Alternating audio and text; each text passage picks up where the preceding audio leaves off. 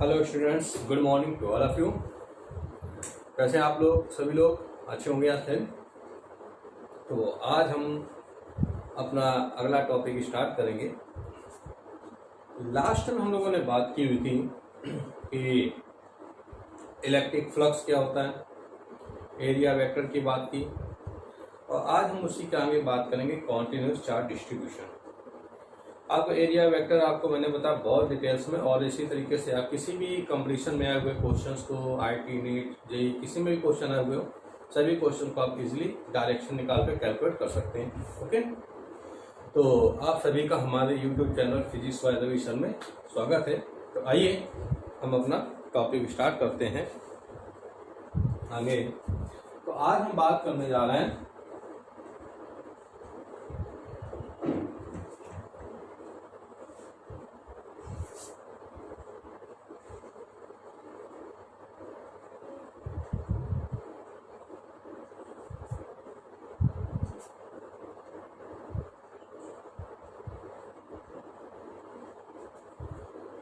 Continuous charge distribution, या हम इसी को हिंदी बोलते हैं सतत आवेश का वितरण।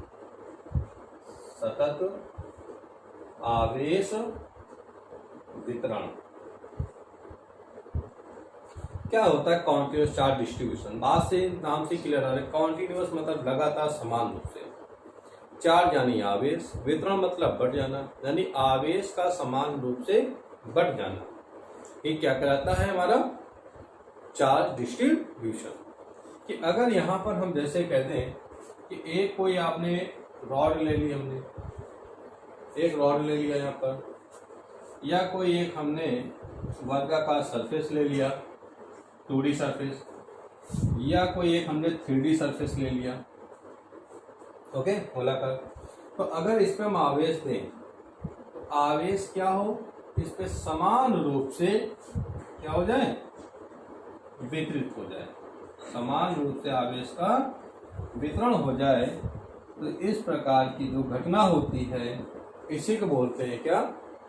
Continuous charge distribution. यानी कोई सरफेस है, इसमें चार्ज दिया, आवेश दिया, तो आवेश का इस पूरी सतह पर क्या हो जाए? एक समान रूप से फैल जाए। ठीक है, तो ये जो होता है इस प्रकार आवेश का वितरित हो जाना ही क्या कहलाता है? कॉन्टिन्यूअस चार्ज डिस्ट्रीब्यूशन, सतत आवेश का वितरण। तो ये तीन तरीके से होता है। देखिए, नंबर 1 लीनियर चार्ज डिस्ट्रीब्यूशन, दूसरा होता है surface charge distribution, surface charge distribution, and third volume charge distribution. Okay, इनमें होते हैं 3।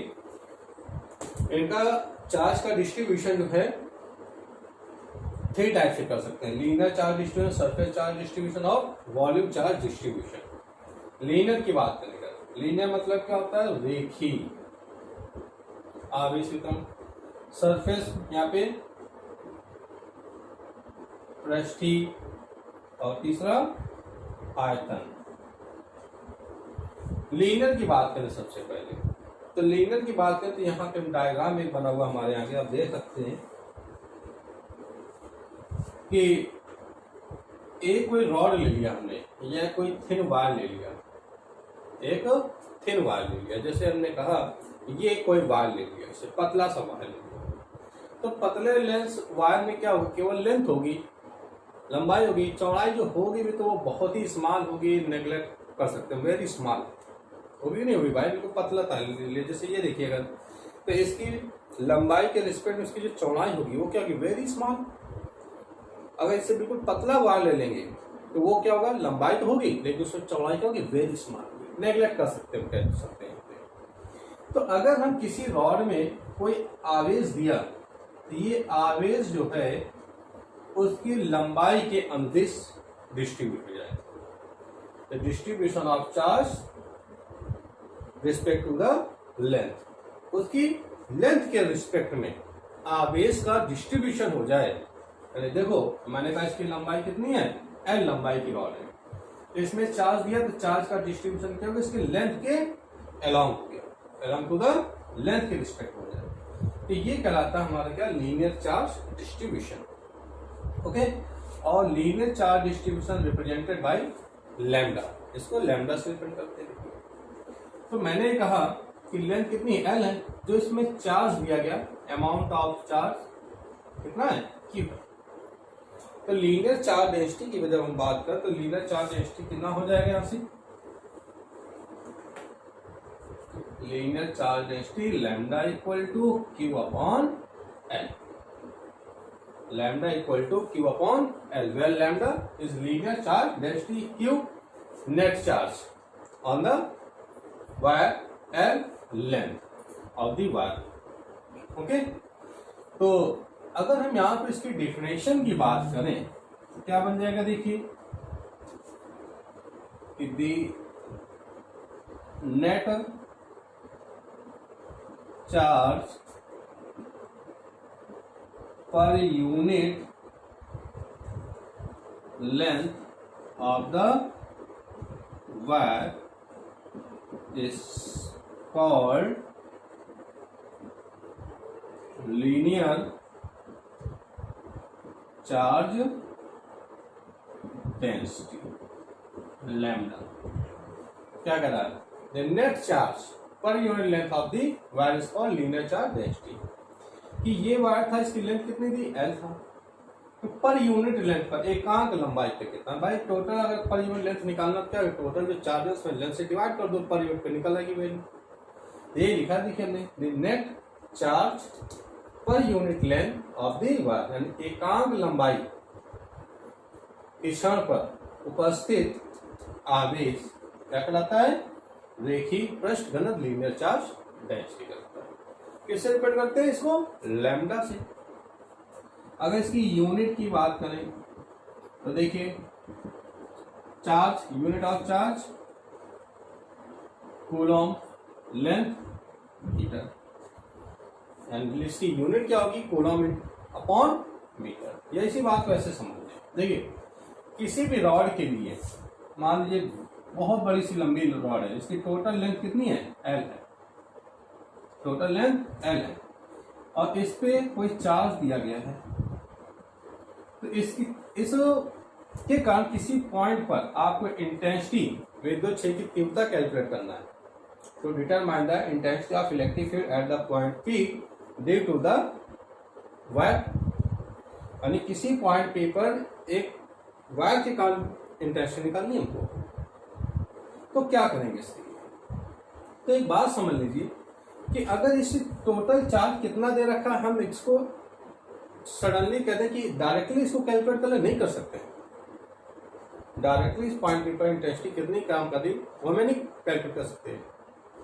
तो हम क्या करते हैं कि इस रॉड को छोटे छोटे पार्ट्स में, स्मॉल एलिमेंट्स में डिवाइड कर लेते हैं। इस तरीके जैसे ये एलिमेंट ले लिया मैंने, ओके, ये बहुत से स्मॉल एलिमेंट्स में डिवाइड कर सकते हैं। इंटीग्रेशन मेथड आपने पढ़ा हुआ है, 11th में आपको पढ़ाया गया। इंटीग्रेशन में आपको बताया था ना, किसी डायरेक्ट होल सरफेस के लिए हम बात करना होती है, वैल्यू निकालनी होती है, तो एक स्मॉल एलिमेंट्स में डिवाइड कर देते, उसका इंटीग्रेशन कर देते हैं। वर्क एनर्जी थ्योरम में आपने पढ़ा हुआ है, याद है।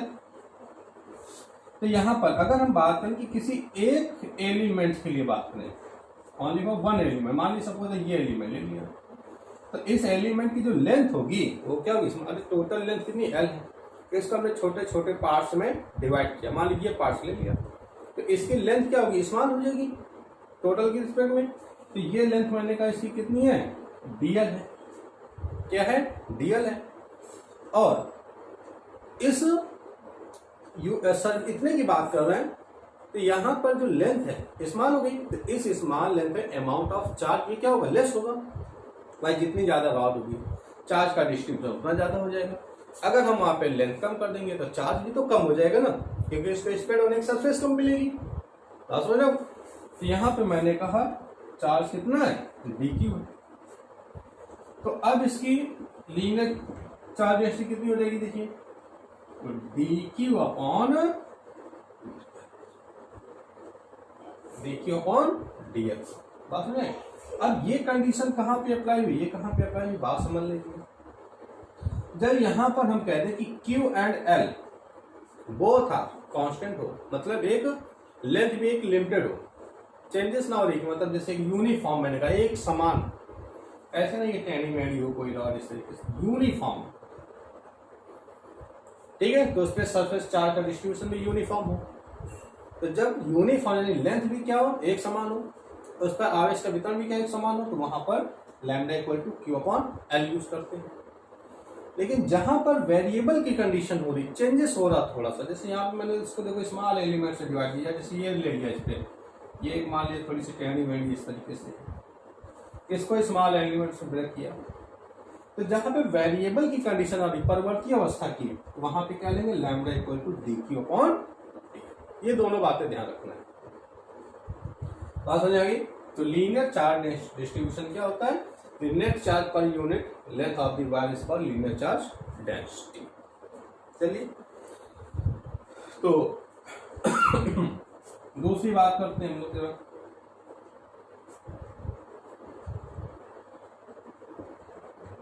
सरफेस चार्ज डिस्ट्रीब्यूशन, पृष्ठीय आवेश वितरण है ना। तो जैसे हमने कोई एक पृष्ठ ले लिया, मान लीजिए कोई सरफेस ले लिया, जैसे ये ले लिया, ओके, और इस सरफेस पर हमने कोई, इसकी देखिए लंबाई भी होगी इसमें और चौड़ाई भी होगी, दोनों होगी ना, लंबाई भी चौड़ाई। तो इस पे जब आवेश दिया हमने, कितना आवेश दिया, क्यू, तो ये आवेश क्या हुआ, इस पूरी पृष्ठ पर समान रूप से वितरित हो, ओके। तो इसका एरिया कुछ होगा, एरिया कैसे निकालेंगे, लेंथ इंटू ब्रेथ, लंबाई इंटू चौड़ाई व क्षेत्रफल, ये निकला इसका एरिया, ओके। तो अब हम कहते हैं कि जो सरफेस चार्ज डेंसिटी को सिग्मा से रिप्रेजेंट करते हैं, किससे रिप्रेजेंट करते हैं, सिग्मा से। Surface charge distribution represented by sigma, okay. तो सिग्मा इक्वल टू सेम उसी तरीके देखिए, अमाउंट ऑफ चार्ज कितना है, क्यू, एरिया कितना है, sigma equal to Q upon A. अगर इसकी डिफिनेशन की बात करें तो सेम देखिए इसी तरीके से, क्या लिखा था, net charge per unit length लिखा हुआ है, क्या लिखा हुआ है, लेंथ। बट यहां पे किसकी हम बात कर रहे हैं, एरिया की बात, किसकी बात कर रहे हैं, एरिया की। तो क्या डिफिनेशन हो जाएगी, द नेट चार्ज, लिख लेंगे the net charge per unit area, यहाँ पे लेंथ की जगह पर क्या हो जाएगा, वर्ड एरिया लिख सकते हैं अगर आप, okay. Area of the wire की जगह क्या आएगा, सरफेस हो जाएगी। बात समझ आ गई, क्या हम कह रहे हैं, देखिए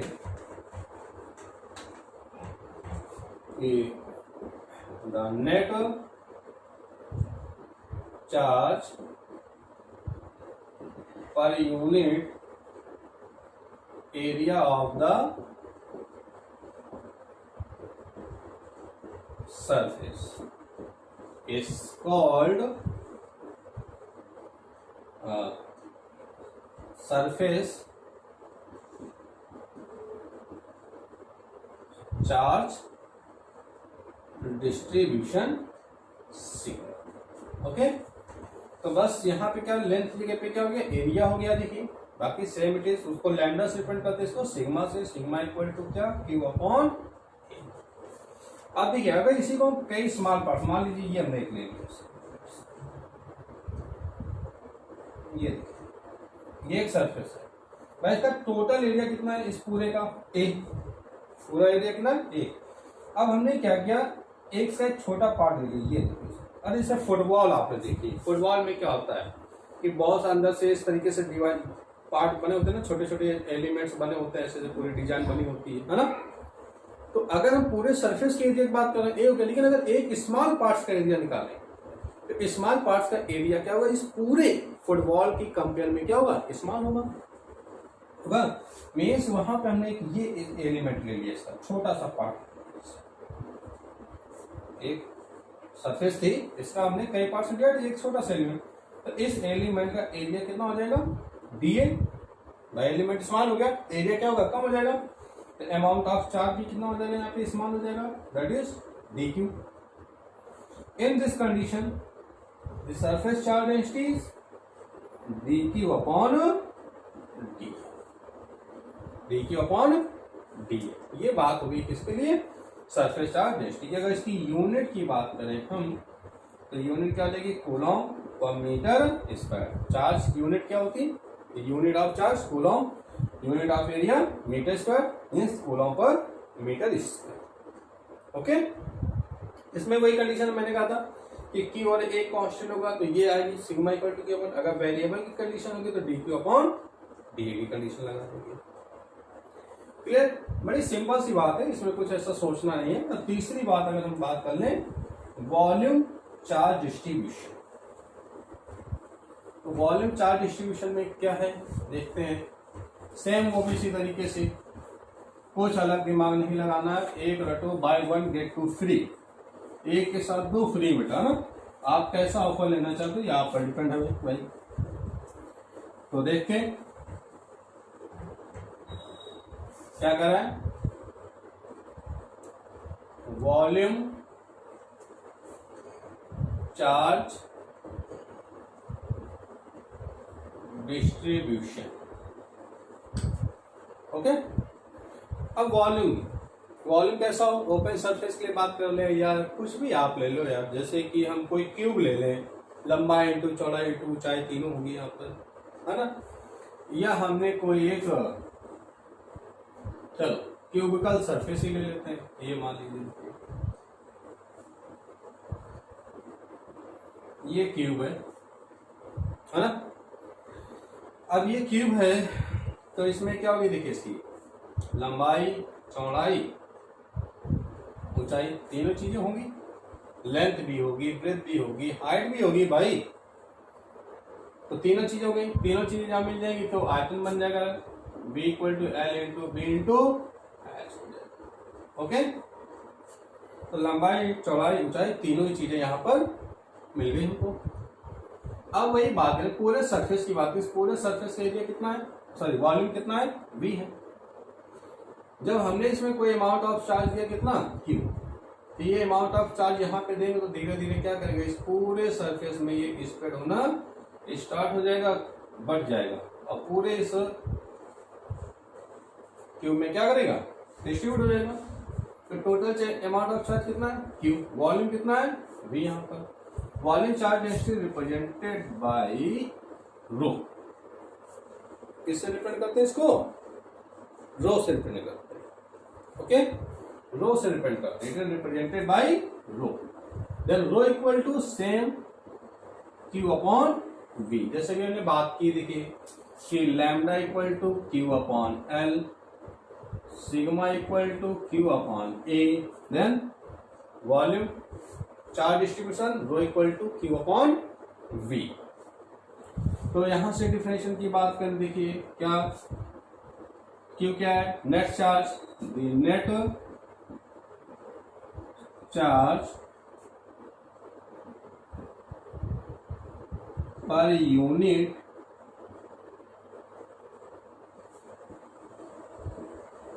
volume of the cube is called volume charge distribution. Okay, तो नेट चार्ज क्या है, डिस्ट्रीब्यूशन चार्ज है ना। Net charge per unit volume of the cube is called volume charge distribution. It is represented by rho and its unit is, देखिए Q coulomb, V volume, volume metre cube, means coulomb per metre cube.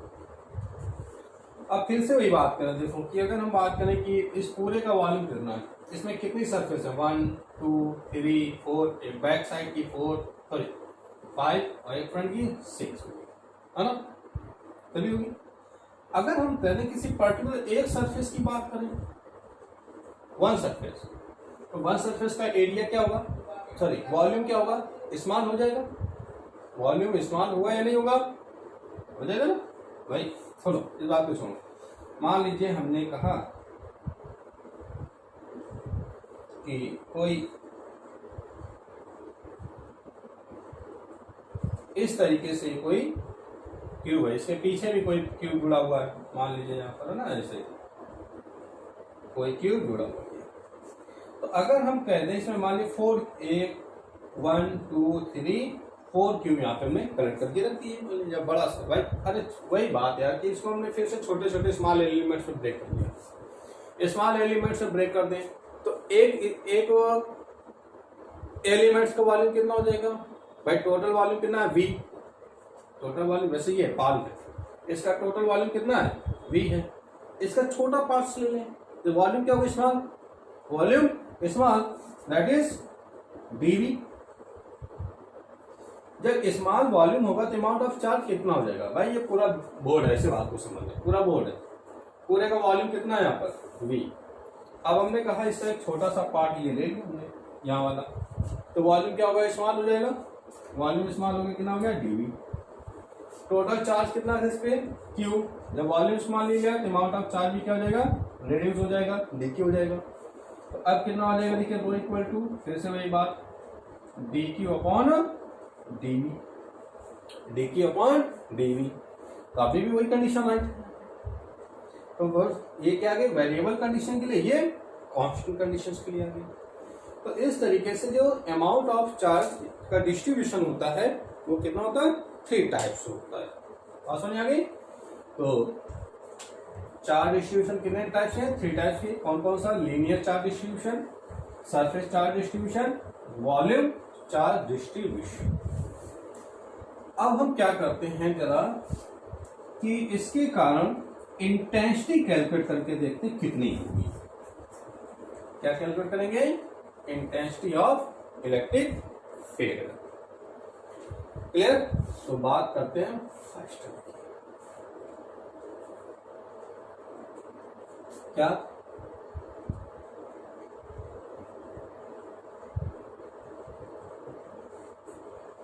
Intensity of electric field due to linear charge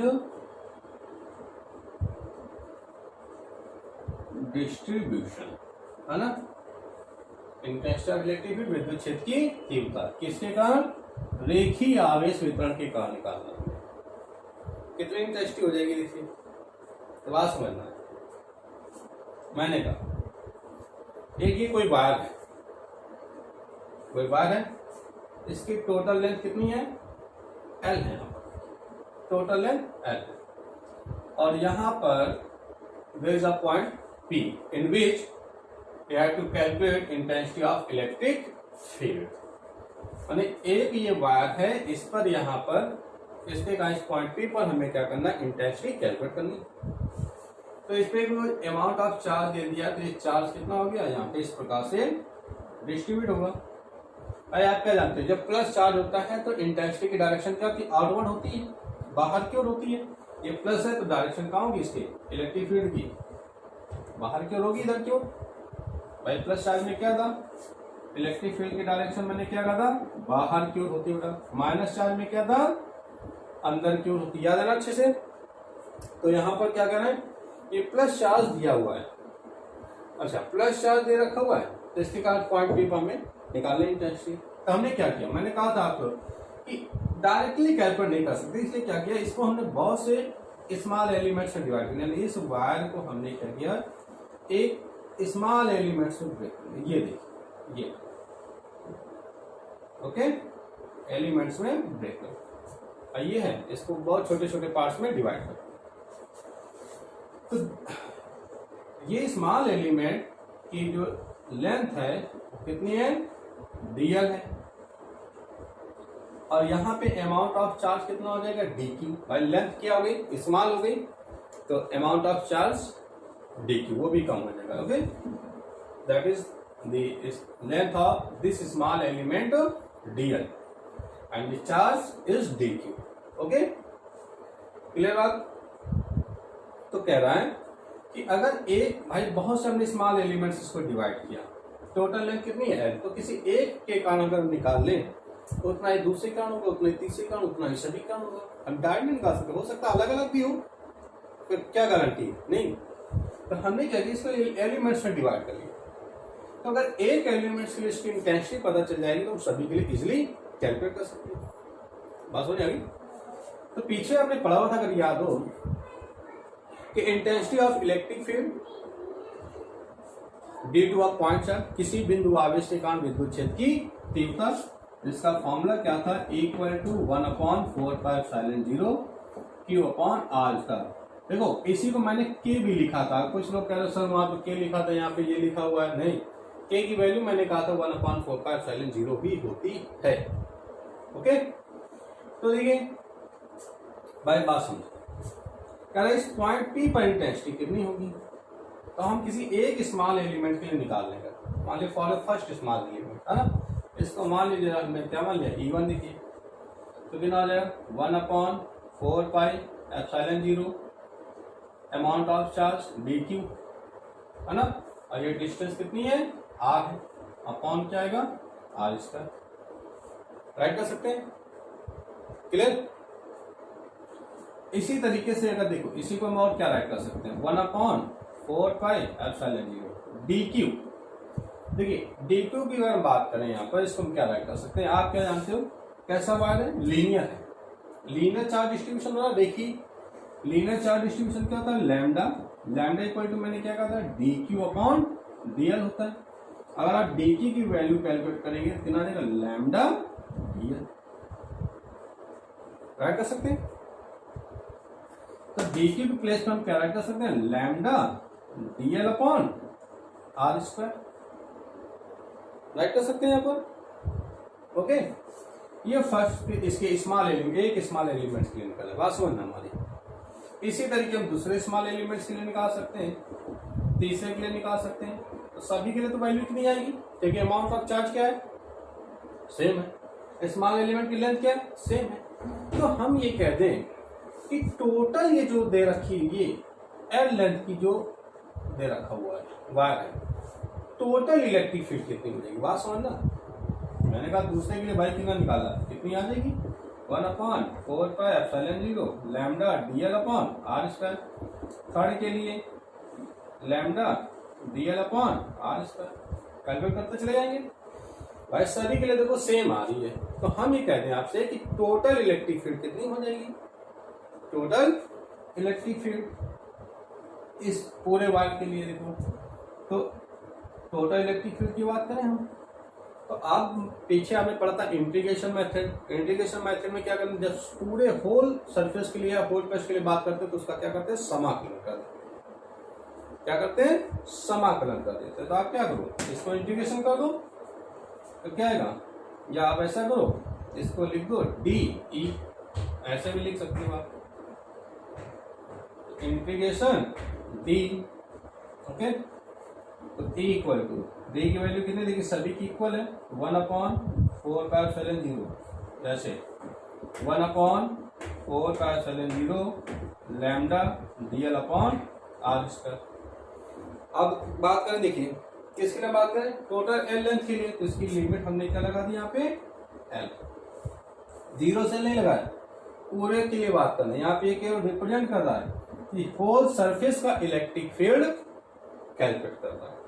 या क्या right कर सकते हैं, E equal to, देखिए constant value है 1/4πε0, lambda भी क्या है, कांस्टेंट है, इसको बाहर कर लेंगे, क्या आएगा, integration dl upon r square, या आप अंदर भी लिख सकते हैं, कोई प्रॉब्लम नहीं। ये तो ये निकल आई इंटेंसिटी। ओके, अगर वेक्टर फॉर्म में लिखना तो यहाँ पे बस क्या लगा देंगे, r कैप आगे लिखिए। तो किसी लीनियर चार्ज डिस्ट्रीब्यूशन के कारण यहाँ पे जो इंटेंसिटी होगी किसी पॉइंट पर इतनी काम करेगी, 1/4πε0 integration L lambda dl upon r square r cap. ये क्या डिपेंड कर रहा है कि ये कैसा लीनियर इंटीग्रेशन, रेखीय समाकलन। क्या ये रेखीय समाकलन, वायर कैसा लिया है, लीनियर लिया, लीनियर चार्ज डिस्ट्रीब्यूशन है इसलिए। ओके, चलिए दूसरी की अगर बात करें हम, बहुत इजी सी बात है, सिंपल, सभी के लिए कंडीशन नहीं आएगी। देखिएगा लीनियर की जगह आप सरफेस कर दीजिए,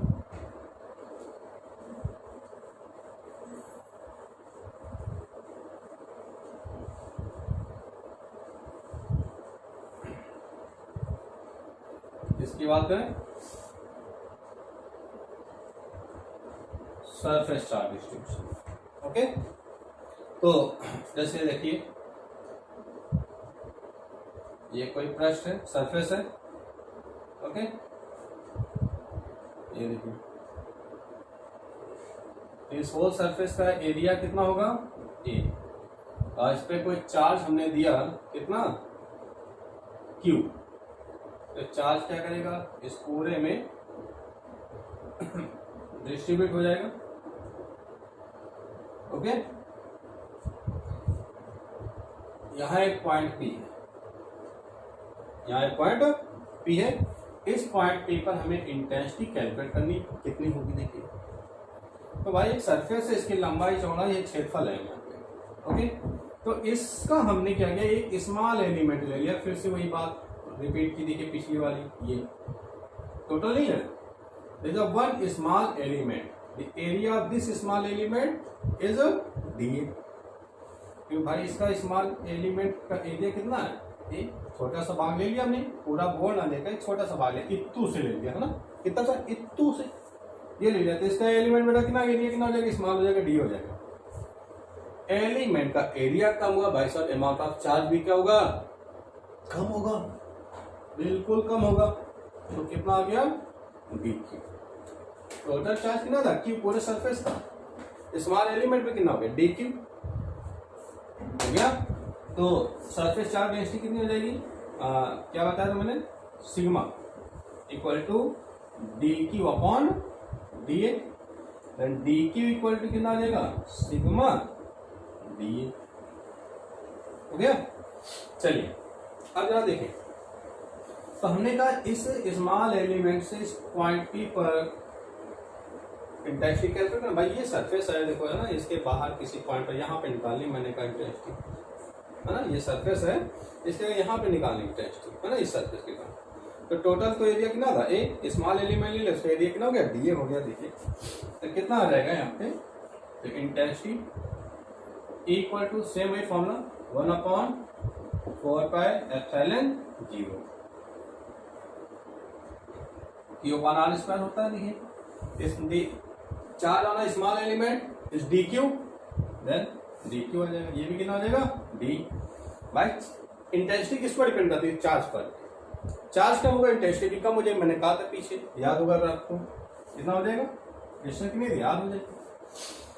तो ये निकल आया क्या कि D is the electric field of one small element. So, we have to calculate net electric field of the whole surface। इस पूरे सरफेस की इलेक्ट्रिक फील्ड कितनी हो जाएगी, पूरे सरफेस की इलेक्ट्रिक फील्ड कितनी हो जाएगी। तो क्या करें भाई, जितना एक के लिए आ रहा है उतना ही दूसरे के लिए भी आएगा, उतना ही तीसरे के लिए आएगा, चौथे के लिए, पांचवें, सभी के लिए इतना इतना ही आएगा।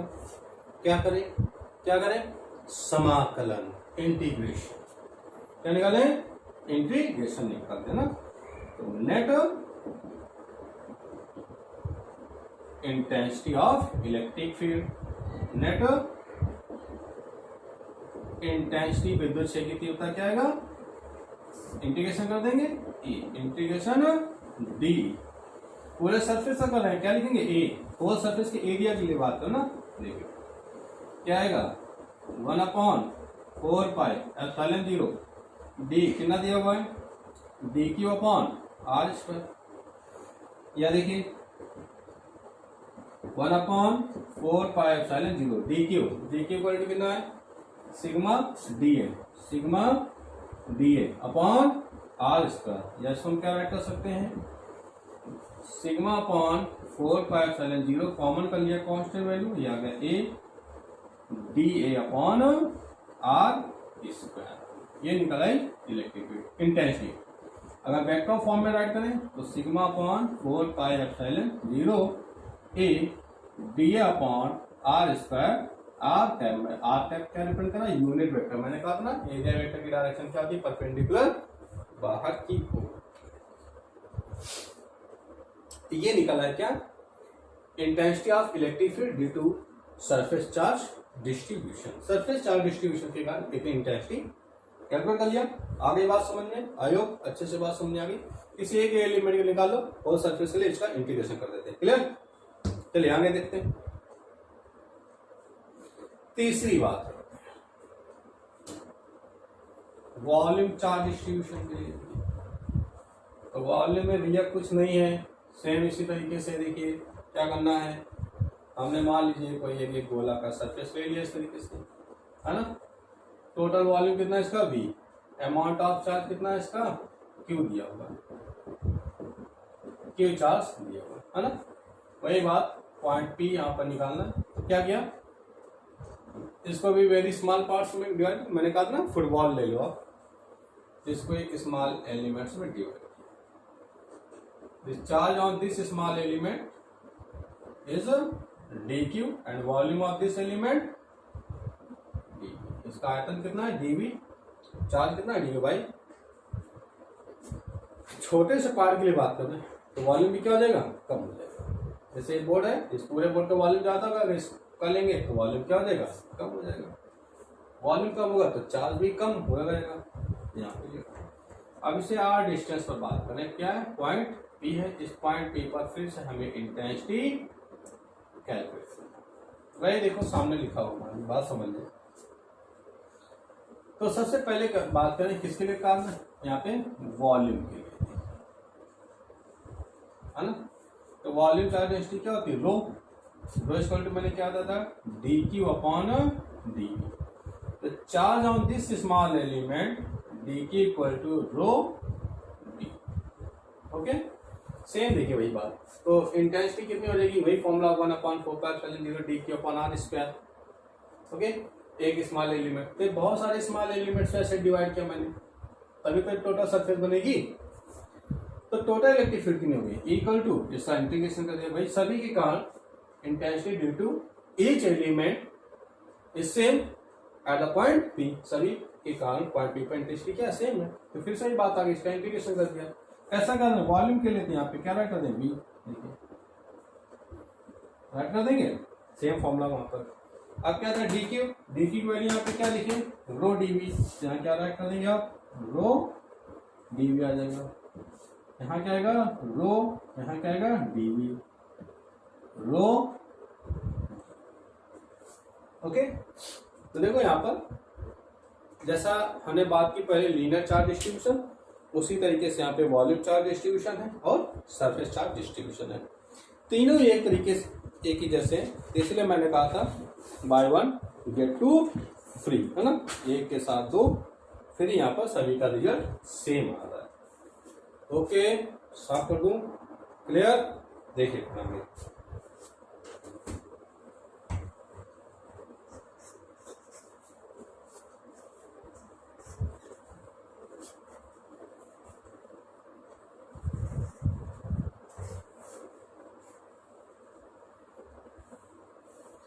चलिए, तो अब इसके जरा हम कुछ न्यूमेरिकल्स देख लेते हैं।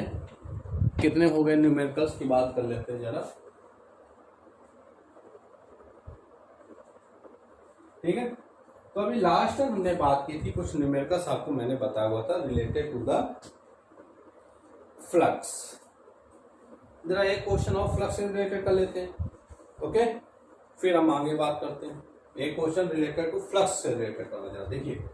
चलो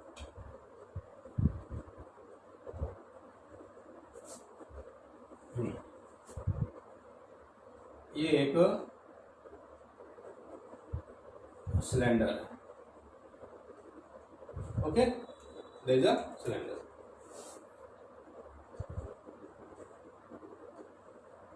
एक्स एक्सिस,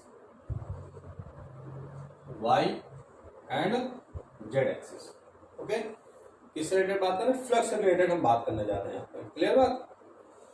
तो देखिए इसकी लेंथ कितनी है, इसकी एल लेंथ दे रखा हुआ। जो इलेक्ट्रिक फील्ड इससे, देखिए ये रखा हुआ है सिलेंडर ऐसे, इधर से इलेक्ट्रिक फील्ड कोई पास हो रही है ना, तो इलेक्ट्रिक फील्ड इस डायरेक्शन पर जा रही है। ये इलेक्ट्रिक फील्ड कितनी है, इक्वल टू ए नॉट आई। आई इसलिए क्योंकि एक्स डायरेक्शन में जा रहा है, एक्स डायरेक्शन में यूनिट वेक्टर क्या था, आई क्या होता है। ओके, ये दिया हुआ है यहाँ पर। तो अब कह रहा है कि मैंने कहा इसकी जो रेडियस है यहाँ पर, ये रेडियस कितनी इसकी, आर दे रखी, स्मॉल आर। तो कैलकुलेट क्या करना है हमको कि इसका कर्व फाइंड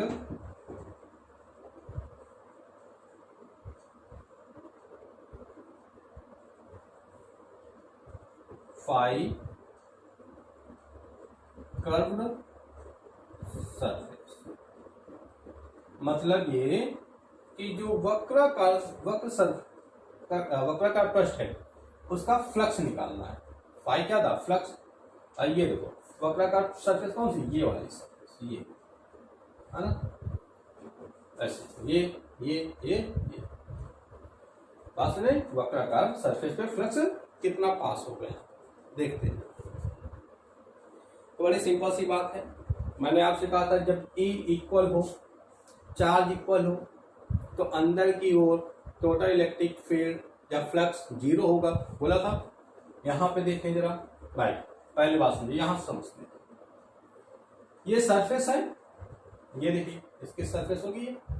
तो जब सरफेस में होगा तो सरफेस, मैंने कहा थी direction of area vector always perpendicular to the surface, surface की, या टुवर्ड्स द ऑब्जर्वर, हम कहते हैं टुवर्ड्स द ऑब्जर्वर की ओर। जैसे ये सरफेस है ना, तो परपेंडिकुलर आउटवर्ड बाई ये है, परपेंडिकुलर हो गया आउटवर्ड बाहर की ओर, इधर से ले लें परपेंडिकुलर आउटवर्ड बाहर की ओर, क्षेत्र सदिश की डायरेक्शन ही होगी। या मैंने कहा टुवर्ड्स द ऑब्जर्वर, ऑब्जर्वर को हम, इसकी डायरेक्शन हमारी ओर, प्लस है, इसकी डायरेक्शन क्या होगी, ये देखो हमारी ओर हो जाएगी। अगर ये माइनस स्टार्ट होता तो अंदर की हो जाती है। आप समझ लो ना, एरिया वेक्टर की डायरेक्शन क्या होती है, परपेंडिकुलर सरफेस। क्लियर। तो यहां पर इसका एरिया वेक्टर किधर काम करेगा, इस डायरेक्शन पे, बात समझना, A1 मान लेते हैं। ओके, यहां पर इसका एरिया वेक्टर कहां होगा भाई, ये सरफेस है आउटवर्ड, है ना, ऊपर वाली सरफेस को देखिए, ये सरफेस ऐसी, एरिया वेक्टर क्षेत्र की डायरेक्शन क्या, परपेंडिकुलर बाहर की ओर देखो, ये काम करेगा, है ना। ऐसे नीचे वाली सरफेस पे देखो, ये काम करेगा यहाँ पर। क्लियर। अब देखिए जरा, तो हम ये कहते हैं कि फॉर फर्स्ट सरफेस के लिए बात कर, देखो कि ये जो है यहां से कितना फ्लक्स पास हो रहा है, जरा यहां से कितना फ्लक्स पास हो रहा है, क्योंकि मैंने क्या था, flux passing perpendicular to the surface, surface से परपेंडिकुलर जाना चाहिए, ये सरफेस है तो इसके परपेंडिकुलर तो फ्लक्स जा रहा है। देखो जितनी इलेक्ट्रिक फील्ड लाइन्स पास होती है इसका फ्लक्स होता, मैंने कहा था, आप समझ रहे हैं ना। अब जरा यहाँ पे ये देखो, बस चलो पहले यहाँ देखते हैं, तो फाइव कितना हो जाएगा, फॉर्मूला क्या था फाइव का, ई ए कॉस थीटा, ई ए कॉस थीटा। देखिए तो ई इलेक्ट्रिक फील्ड कितनी काम कर रहे हैं यहाँ पे, ई नॉट आई, इस तरीके से एक्स डायरेक्शन पे राइट कर सकते हैं। ई की वैल्यू कितनी यहाँ पर, कितनी है, ए नॉट आई राइट कर सकते हैं यहाँ पर। ओके, या ई नॉट राइट कर लो आप। ए इसका एरिया कितना हो जाएगा, कितना आ जाएगा, पाई आर स्क्वायर, कॉस थीटा की वैल्यू क्या रखेंगे। देखो अब इलेक्ट्रिक फील्ड की डायरेक्शन क्या है, ये इलेक्ट्रिक फील्ड काम कर रहा है, एरिया वेक्टर इधर काम कर रहा है, दोनों भी कितना एंगल आएगा, 180 डिग्री आएगा। राइट, ये इलेक्ट्रिक फील्ड की डायरेक्शन, ये एरिया वेक्टर, दोनों भी कितना angle, 180 degree. So cos 180 value -1 minus A naught into pi R square की वैल्यू कितनी होती है, 1। 5 कैलकुलेट हो गया। आई नॉट लेना चाहते तो आई भी लिख दीजिए यहाँ पर। ओके, जरा 5 पे निकालो, 5 कितना आ जाएगा, ई ए कॉस थीटा, ई कितना देखिए भाई, A naught I A area pi R square, small R लिखा है कोई बात नहीं, कैपिटल आर लिख लो, क्या दिक्कत है भाई। कॉस थीटा कितना रखेंगे भाई, देखो इलेक्ट्रिक फील्ड ऐसे वर्क करेंगे इस डायरेक्शन में, है ना। इलेक्ट्रिक फील्ड इसी डायरेक्शन में, एरिया वेक्टर काम कर रहा है, दोनों डायरेक्शन क्या है, सेम है भाई, सेम है। देखो ये तो ज्यादा इलेक्ट्रिक फील्ड, एरिया क्या है इसी डायरेक्शन में, दोनों एक से पैरेलल। जब पैरेलल होंगे तो एंगल कितना हो जाएगा, कितना हो जाएगा, कितना 0 डिग्री। cos 0 वैल्यू 1 कितना आएगा, A naught pi R square I phi 1 phi 2 calculate हो गया। अच्छा चलो यहां समझ लेगा इन दोनों सरफेस पे ये क्यों रह जाए भाई, तो इलेक्ट्रिक फील्ड तो ऐसे काम कर रहा है, यहाँ पर एरिया वेक्टर कहाँ काम कर रहा है, तो इलेक्ट्रिक फील्ड ऐसी, एरिया वेक्टर कितना एंगल बनेगा, कितना एंगल बनेगा, देखो 90 डिग्री समझे, एंगल कितना हो गया यहाँ पर 90। यहाँ भी देखो इलेक्ट्रिक फील्ड ये काम कर रहा है, एरिया वेक्टर नीचे, यहाँ कितना एंगल बनेगा 90 डिग्री। फाई निकालो, तो फाई इक्वल टू कितना आएगा, ई ए कॉस थीटा, थीटा वैल्यू कितनी रख दोगे 90, तो ई ए कॉस 90 0, कॉस 90 वैल्यू 0, तो यहाँ तो फ्लक्स 0 हो गया, इसका मतलब यहाँ से कोई फ्लक्स पास नहीं होना, ठीक है। इस सरफेस से देखो यहाँ पे भी कितना एंगल बनना 90 डिग्री, तो यहाँ निकाले फाई, तो फाई इक्वल टू ये कॉस थीटा, ई ए कॉस थीटा वैल्यू कितना रखोगे 90, कॉस 90 0, तो यहाँ पे फ्लक्स 0 हो जाएगा, यानी इन दोनों पॉइंट्स पर पहले से फ्लक्स 0 है। जरा यहाँ पे हमने निकाल लिया, तो नेट फ्लक्स कितना आ जाएगा, नेट फ्लक्स, तो फाई इक्वल टू क्या आएगा, फाई 1 प्लस फाई 2, फाई 1 कितना भाई minus A naught pi R square I cap plus देखो A naught pi R square I cap, यह तो कैंसिल हो जाएगा, क्या आएगा 0, यानी कर्व सरफेस का नेट फ्लक्स क्या आएगा 0 आएगा, 0 आएगा ना, आ गया भाई। ये तो मैंने पहले कहा था, बस ध्यान रखनी, जो मैंने बातें पीछे लिखा है वो आपको ध्यान रखना, उसको नहीं भूलना बिल्कुल भी, क्लियर।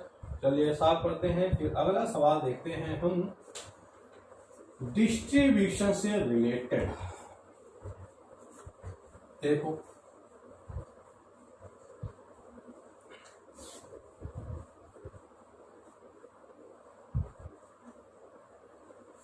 चलिए थोड़ा सा अब हम बात कर लेते हैं डिस्ट्रीब्यूशन से रिलेटेड क्वेश्चंस की। ओके चलिए जरा एक क्वेश्चन देखते हैं, एक क्वेश्चन लेते हैं। मैंने कहा कि ये एक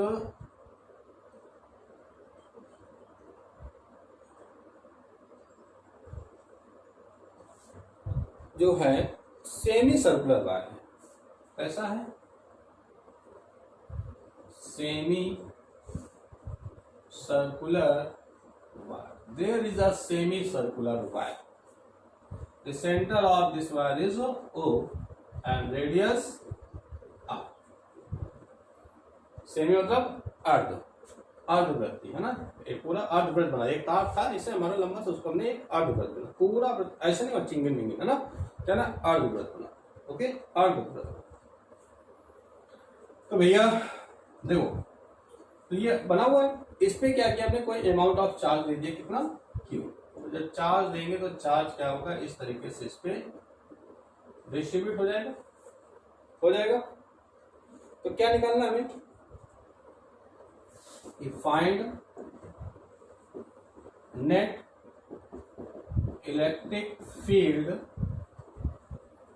at the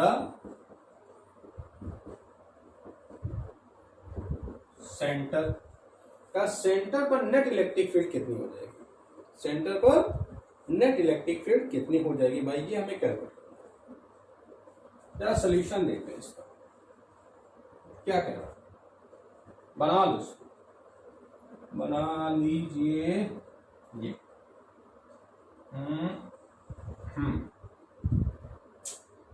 O radius are, चल ठीक, ये देखो, तो हमने अभी आपसे क्या कहा, आपसे हमने क्या कहा कि किसी भी इंटेंसिटी निकालने के लिए आपको होल सरफेस की डायरेक्ट इंटेंसिटी नहीं कैलकुलेट कर सकते हैं, इसको हम स्मॉल एलिमेंट्स में डिवाइड करते हैं, छोटे छोटे भागों में डिवाइड करते हैं, बताया ना, छोटे छोटे स्मॉल एलिमेंट्स में डिवाइड करते हैं। तो हमने क्या किया, यहाँ पे भी वही काम किया, एक हमने कोई छोटा सा स्मॉल एलिमेंट ले लिया, ये वायर है, इसको हम बहुत से छोटे छोटे पार्ट्स में इस तरीके से डिवाइड कर सकते हैं ना, क्या दिक्कत है, कर ले। तो हमने एक कोई छोटा सा एलिमेंट ये ले, ओके, तो ये जो एलिमेंट लेंगे तो ये इसके साथ कुछ एंगल बनाएगा भाई साहब, हमें लगता है। तो कहाँ से ले लिया हमने, इससे इधर से चले यहाँ पे कहीं एंगल ले लिया, तो ये एंगल कितना हो गया, इधर से चलकर हमने बीच में कोई ले लिया भाई, जैसे जैसे बढ़ेंगे, जैसे यहाँ देखो ये स्मॉल एलिमेंट पहले हमने यहाँ पे लिया, फिर यहाँ लेंगे, फिर यहाँ लेंगे, जैसे जैसे बनेगा तो एंगल चेंज हो जाएगा, नहीं हो जाएगा, पूरा 180 डिग्री तक आ जाएगा एंगल। किस एंगल, थीटा एंगल पे लिया, नहीं पता कौन सा, कोई भी एलिमेंट लिया, थीटा एंगल पे लिया। तो ये जो स्मॉल एलिमेंट बना रहा, ये एंगल कितना बनेगा, इसके साथ कितना बनेगा, डी थीटा बनेगा। चलिए टोटल चार्ज कितना था इस पर, क्यू, है ना। तो स्मॉल एलिमेंट पे चार्ज कितना हो जाएगा, एलिमेंट की लेंथ कम हुई, लेंथ कम हुआ तो यहाँ पर चार्ज कितना हो गया, डी क्यू, और length of this element is D, इसकी यहाँ पर जो चार्ज है वो कितना है, डी क्यू, और इसकी लेंथ कितनी यहाँ पर, डी एल, ओके। अब भाई प्लस चार्ज है, प्लस चार्ज में इलेक्ट्रिक फील्ड की डायरेक्शन क्या होती है, परपेंडिकुलर बाहर की ओर, क्या होती है, परपेंडिकुलर बाहर की ओर, ये प्लस चार्ज है। तो इसके कारण इस पॉइंट पर इंटेंसिटी निकालनी हमें, ओ पॉइंट पर इंटेंसिटी कितनी हो जाएगी, तो प्लस है, प्लस के कारण इंटेंसिटी कहाँ काम करेगी, बाहर की ओर तो जा रही डायरेक्शन, डायरेक्शन के साथ कोई समझौता नहीं, जो हमने रूल बताया उस रूल से बाहर नहीं जाना, देखो डायरेक्शन बनी बाहर की ओर, स्मॉल एलिमेंट है, due to this small element electric field is D, okay, कितना एंगल था, थीटा। अब डीई है, डीई को हम क्या करें, थोड़ा सा बात तो समझो, इसको हम डिवाइड कर दिया टू कंपोनेंट्स में, इसलिए हमने यहाँ पर ये एक ये इस पे परपेंडिकुलर ड्रॉ कर दिया, एक ये ड्रॉ कर दिया, है ना, जिसके साथ एंगल थीटा बनता है वो क्या होता है, कॉस थीटा, ये हो गया डीई कॉस थीटा। यहाँ पे वर्टिकल का काम कर रहा है, वर्टिकल क्या हो जाएगा, डीई साइन थीटा हो जाएगा, क्लियर बात।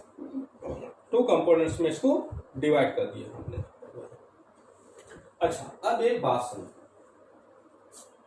समझो, अगर हमने एक एलिमेंट ये ले लिया है तो ऐसे बहुत सारे एलिमेंट्स हैं, बात है कि नहीं, देखो भाई एक एलिमेंट ये ले लिया, जैसे हमने यहाँ पर, ऐसे यहाँ पर भी तो एलिमेंट होगा, कई एलिमेंट, सभी स्मॉल एलिमेंट से डिवाइड कर दिया 100 बराबर भागों में, हमने कहा 25वां भाग इधर तो 25वां भाग इधर, तो दोनों की संरचना क्या होगी, समान होगी ना, तो अमाउंट ऑफ चार्ज सेम है, लेंथ सेम है, इलेक्ट्रिक फील्ड भी क्या होगी, सेम होगी भाई।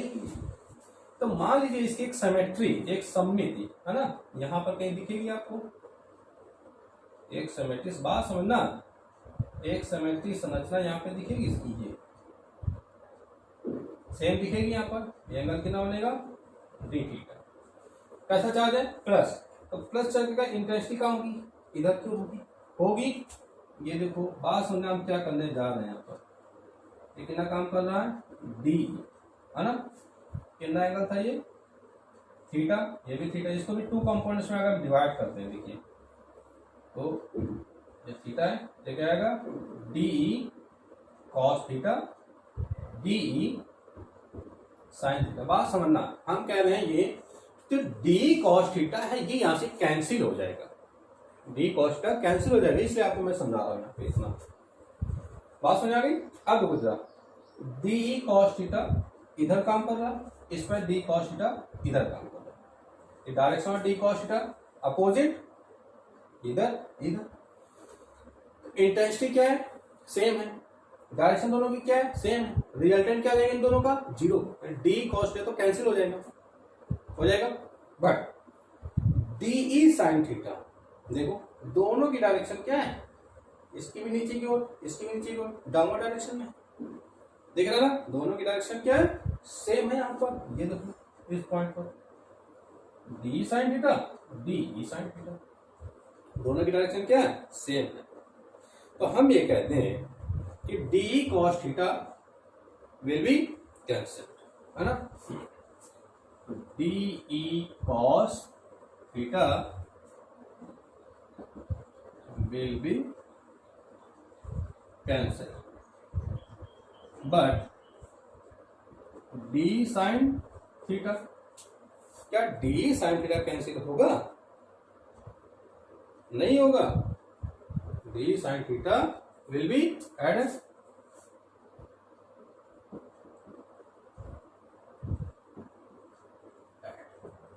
ऐड किसका, जो इसकी सिमेट्री बन रही है, ये संरचना जो इसकी बन रही है उसका एलिमेंट डी साइन थीटा, इसका एलिमेंट डी साइन थीटा, दोनों क्या करेंगे, ऐड हो जाएंगे ना, बात हो जाएगी। तो ऐड जब हो जाएगा तो हम क्या करते हैं, इसका इंटीग्रेशन, समाकलन में आपको पता है अलजेब्रिक सम बीजगणितीय योग कितना आ जाएगा, D E sine theta plus किया गया, किसका यूज करेंगे यहाँ पे, सिग्मा, पूरे वायर के लिए निकालना है हमें, इलेक्ट्रिक फील्ड एक के लिए निकाला है। अच्छा, तो अब बात करें, देखो डीई, डी क्या है भाई, इलेक्ट्रिक फील्ड की बात करें, इलेक्ट्रिक फील्ड क्या हो जाएगा, फॉर्मूला होता है 1/4πε0 Q/r², चार्ज कितना है, डी क्यू, रेडियस कितनी, r², तो डी की वैल्यू यहाँ पे टेस्ट क्या देख सकते हैं, भाई यहाँ पर देखो 1/4πε0 dq/r², 1/4πε dq/r² sine theta, right कर सकते हैं ना। अच्छा, अब जो एक चीज देखिए, dq को हम क्या राइट कर सकते हैं, कैसा वायर है, वायर है ना, वायर है ना, सरफेस की वायर की, और वायर के लिए लीनियर चार्ज डेंसिटी क्या होती है, लैम्डा, वायर की, अरे भाई ये भी स्मॉल एलिमेंट देख लो, छोटा सा भाई पूरा था, इसका एक स्मॉल एलिमेंट दिख रहा, तो संरचना कैसे दिखेगी, लीनियर, इसका एलिमेंट कितना जाएगा, lambda, charge D Q, length D, okay. तो अगर हम देखें यहां पर, तो लैम्डा इक्वल टू होता है डी क्यू अपॉन डी, तो then D Q equal to lambda D आ जाएगा, लैम्डा डीएल कैलकुलेट हो जाएगा। एक चीज और देखिएगा, हम डीएल की भी वैल्यू कैलकुलेट कर लेते हैं, ये तो निकाला, इधर देखिए, ये क्या है, एक एंगल बन रहा है, ये ट्रायंगल बन रहा है, ये तो इस बात को ऐसे समझना,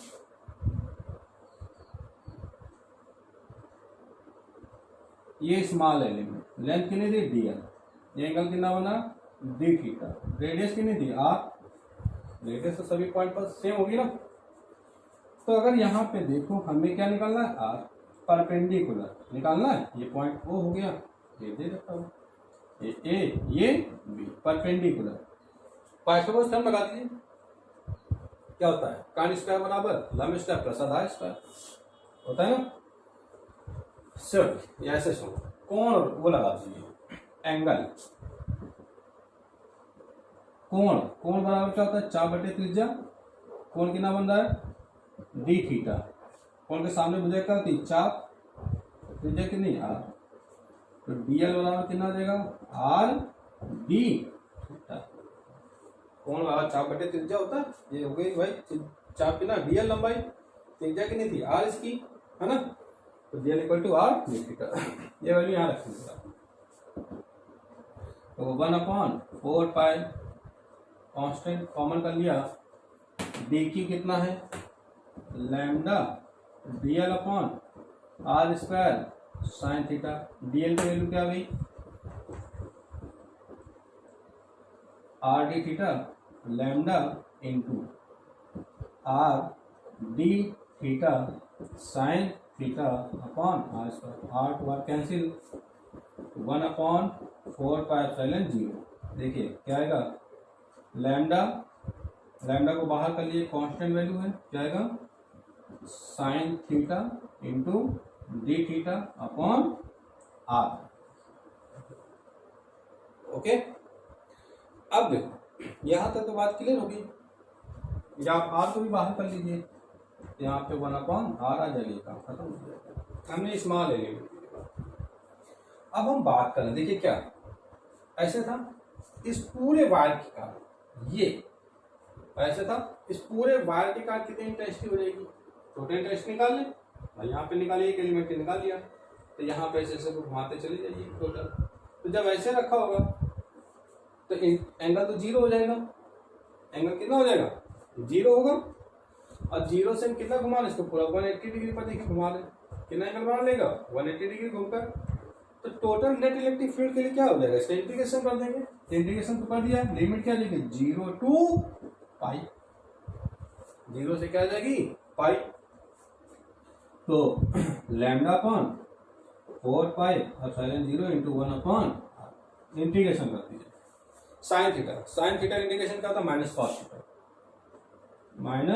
कॉस थीटा, लिमिट क्या 0 to पाई, 0 to पाई। चलिए इधर देखते हैं कितना आएगा, lambda upon 4 pi epsilon 0 into 1 upon R, limit लगाएंगे, देखिए upper limit minus lower limit होती है, ओके, अपर लिमिट कितनी है पाई रख देंगे, कॉस पाई माइनस दो limit minus plus cos 0 value 1, cos 0 value 1 हो जाएगी,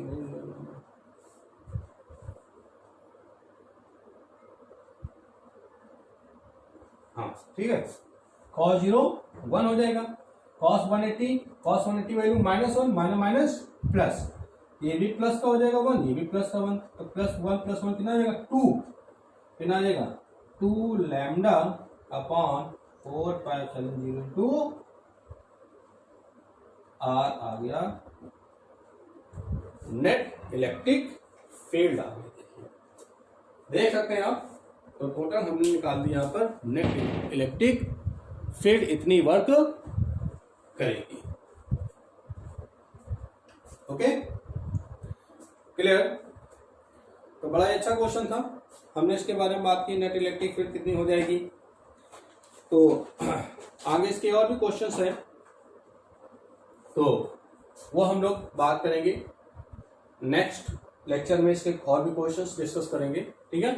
तो आप अच्छे से क्वेश्चंस को करते रहिए, प्रैक्टिस करिए, जो भी प्रॉब्लम्स हो आप डिस्कस करिएगा। मैंने आपको अपना कॉन्टैक्ट नंबर आपको बताया हुआ था 9887464049, है ना। किसी को कोई प्रॉब्लम है तो इस कॉन्टैक्ट नंबर पे आप व्हाट्सएप कर सकते हैं, या आप मैसेज करके, या आप यूट्यूब में कमेंट सेक्शन पे आप डालकर आप इंफॉर्मेशन ले सकते हैं, जो भी आपकी प्रॉब्लम्स होंगे, है ना। तो इसके बाद हम बात करेंगे नेक्स्ट चैप्टर में, और इसके कुछ जो नेक्स्ट टर्म में, और इसके जो भी अदर क्वेश्चंस होंगे उसके बात करेंगे। तब तक के लिए आपको बेस्ट ऑफ लक, और चैनल को लाइक और सब्सक्राइब करना ना भूलें, ओके।